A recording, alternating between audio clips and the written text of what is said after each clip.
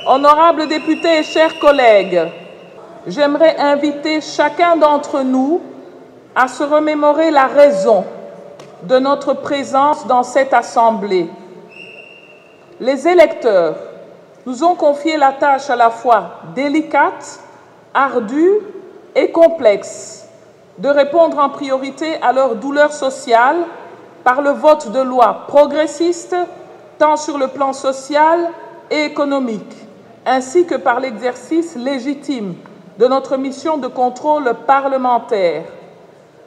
Dans ce contexte particulier où la deuxième vague plus forte de la pandémie de la Covid-19 frappe à nouveau le monde et la RDC, l'adoption du budget 2021, le deuxième budget impulsé sous la houlette du président de la République, son Excellence Félix-Antoine Tshisekedi, vient nous rappeler que 2021 doit être pour les 86 millions de Congolais un signe d'espoir, un signe de changement, un signe de travail. Nous sommes là donc pour apporter des réponses aux desiderata des citoyens, leurs souhaits d'unité et de paix.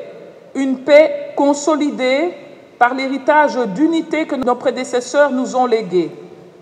Nous devons également être sensibles à leurs vœux pour une éducation meilleure de leurs enfants, leurs soucis pour les jeunes diplômés en proie au chômage ou au sous-emploi, ainsi qu'à leur volonté de nourrir et soigner mieux leurs familles. À tous ces compatriotes congolais, en votre nom, je voudrais redire ici, dans cette enceinte et pas ailleurs, que c'est eux qui sont de fait nos patrons à travers leur vote et le mandat qu'ils nous ont confié. Nous leur sommes redevables par le travail que nous devons produire pour un meilleur confort social.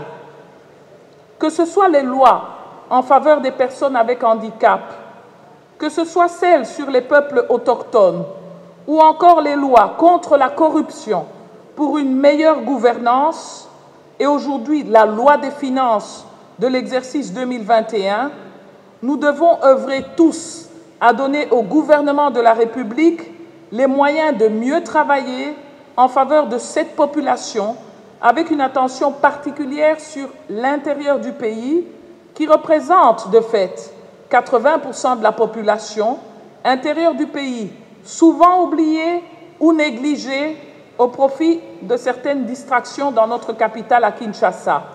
Voilà, honorables députés et chers collègues, ce qui va guider notre réflexion tout au long de l'examen de ce projet de loi des finances. Dans le même ordre d'idées, votre bureau vous fait part de deux faits d'actualité qui viennent de se produire dans notre pays suite aux dernières pluies diluviennes de ces derniers jours. Le premier a trait au glissement de terrain à Mbanza-Ngungu, dans le Congo central, ayant causé mort d'hommes. Le second concerne les inondations des maisons d'habitation situées le long du fleuve Congo, au quartier Kingabwa, dans la commune de Limete. Les habitants de ce quartier sont présentement sans abri et passent la nuit à la Belle Étoile.